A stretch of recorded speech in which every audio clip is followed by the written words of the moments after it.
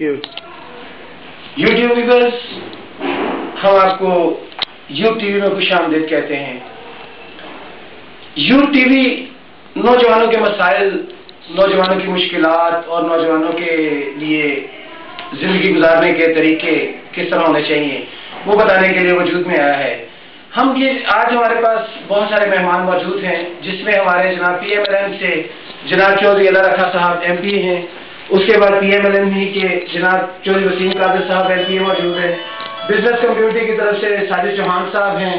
उसके बाद कैप्टन नासिर जलाल साहब मौजूद हैं, अहमद सईद साहब मौजूद हैं, हमारे और बहुत सारे दोस्त हैं। मैं सबसे पहले जनाब आप वसीम कादिर साहब आपसे पूछता हूँ कि पाकिस्तान में यूथ इस वक्त किस जगह पे जा रही है? बिस्मिल्लाहिर्रहमानिर्रहीम। आप देख रहे हैं कि पूरी दुनिया में आप पाकिस्तान को ना लें बल्कि पूरी दुनिया को ले लें कि यूथ जो है वो इंशाअल्लाह ताला डिसाइडिंग पावर है, जो डिसाइड कर रही है कि मुल्क में जो निज़ाम हुकूमत होगा किसी मुल्क में कैसा होगा। अल्हम्दुलिल्लाह पाकिस्तान में जो हमारी यूथ है इनको बड़ी अवेयरनेस है, और इस पर अल्लाह का करम ये है कि चूँकि हम एक इस्लामी नजरियाती मुल्क हैं और हमारी जो यूथ है इस्लाम को भी जानती है, दीन को भी बड़ी अच्छी तरह से समझती है, और इसके अलावा पाकिस्तानी मसाइल को भी बड़ी अच्छी तरह समझती है। और यही वजह है कि जब भी यूथ ने चॉइस की क़यादत के लिए तो उन्होंने मियाँ मोहम्मद नवाज़ साहब को देखा, और मियाँ मोहम्मद नवाज़ साहब ही एक ऐसी शख्सियत है पाकिस्तान में जो यूथ की नुमाइंदगी कर रहे हैं। जी, मैं पूछता हूँ कि आप यूथ के डिस्ट्रिक्ट लाहौर के ऑर्गेनाइजर हैं। आपने एक ऑर्गेनाइजर की हैसियत से लाहौर में आपके कितनी पीपीज प्रोविंस हल्के हैं और आपने उसको किस तरह मैनेज किया?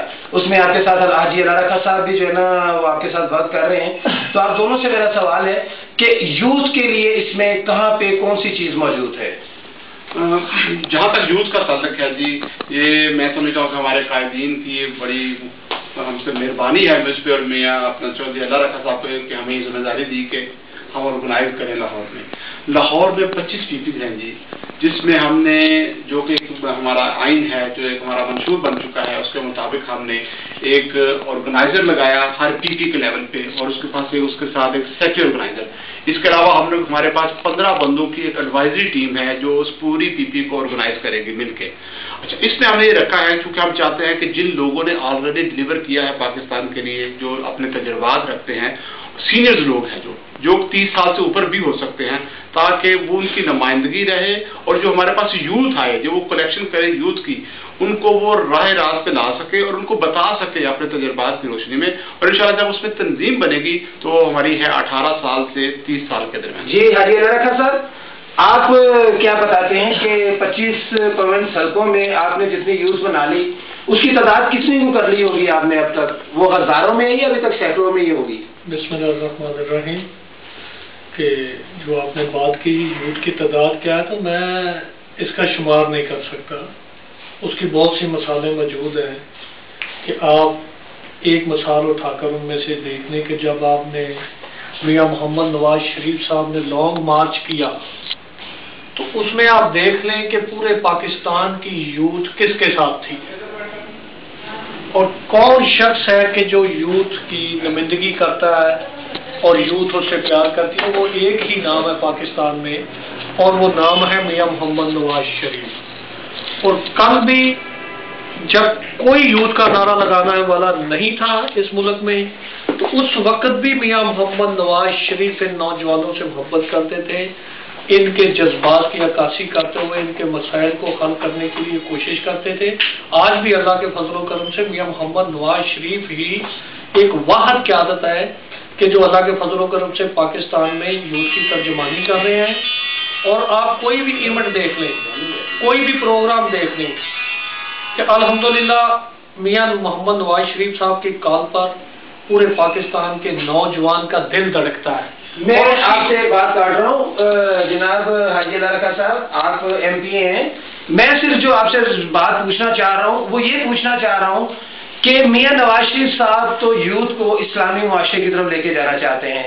हमारे मुल्क में और भी लीडर होने का दावा करते हैं, वो उसको किस जगह पे लेके जा रहे हैं? मेरा सवाल आपसे ये है कि आप उस जगह पे मुतमिन है या इस्लामिक जगह पे मुतमिन है? आप मियाँ मोहम्मद नवाज शरीफ का किसी और यूथ का नारा लगाने वाले से मुआवजा करना चाहते हैं या कर रहे हैं, तो मैं इस बात को मानता ही नहीं।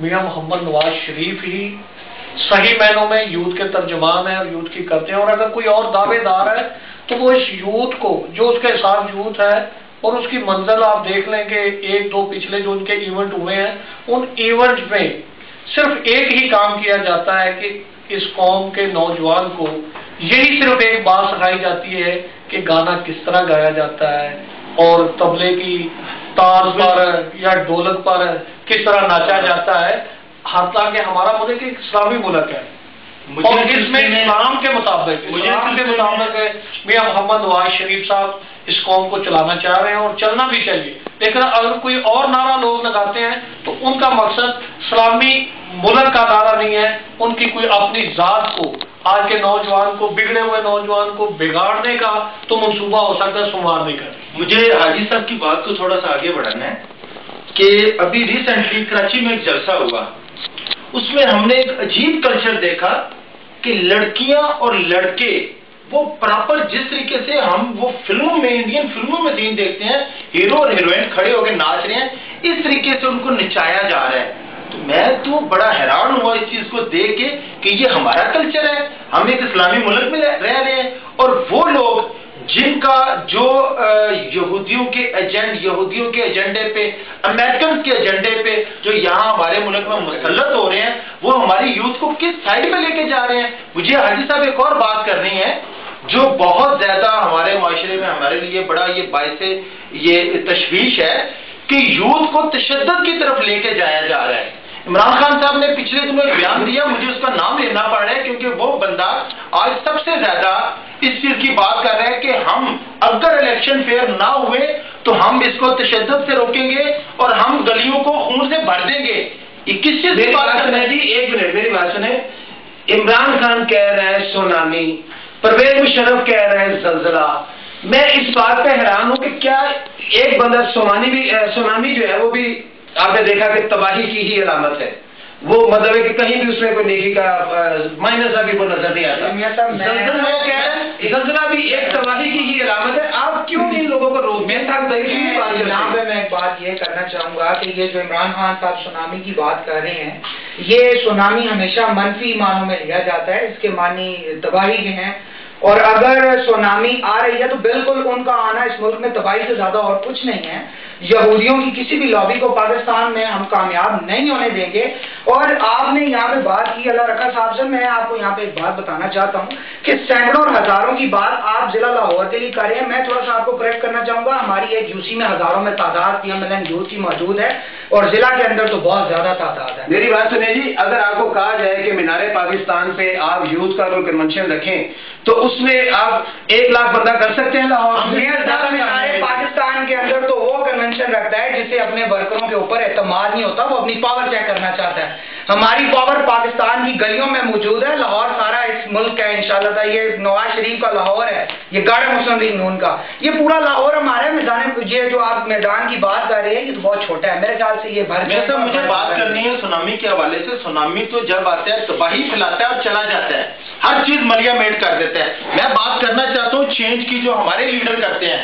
ہمارے لیڈر نے چینج لایا، ہمارے لیڈر، ایک منٹ جی میں آپ بتانا چاہتا ہوں ہمارے لیڈر کیا چینج لے کے آیا۔ سیلاب آیا اور 22 گاؤں نئے بنائے گئے ہیں، وہ گاؤں ڈیفینس سے زیادہ کھلی سڑکیں، ڈیفینس سے خوبصورت وہ ایریا جس میں بایو گیس کے پلانٹ لگے ہوئے ہیں، جس میں شمسی سولر پینل لگے ہوئے ہیں، جس کے اندر لڑکیوں کے لیے دستکاری اسکول بنے ہوئے ہیں۔ ایک منٹ جی میاں صاحب میری بات ذرا مکمل ہونے دیں۔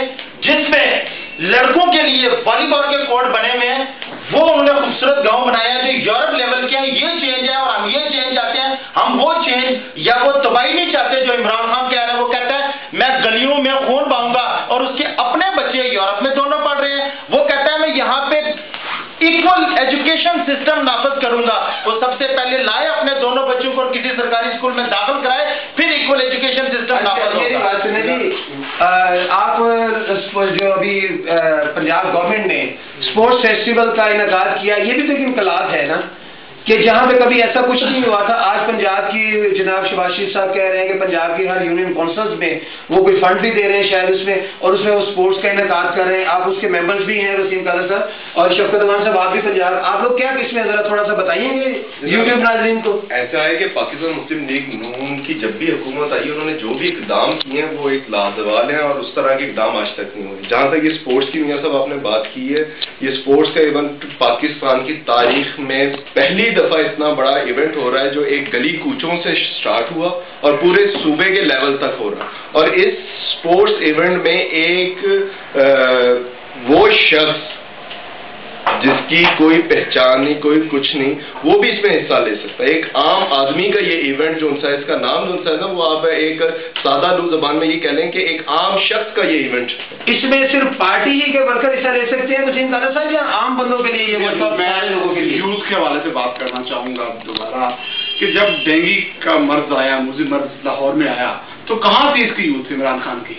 اس وقت تو مسلم لیگ نون کی یوتھ نے ہی کام کیا، اور جو اس عمران خان کی یوتھ ہے وہ تو 10 بجے سے پہلے اٹھنے والے نہیں ہیں. اور ہمارے یہ یوتھ تھی کہ جو صبح 6 بجے اور 5 بجے اٹھتی تھی اور سپرے کرواتی تھی اور رات کو ڈیوٹی دیتی تھی.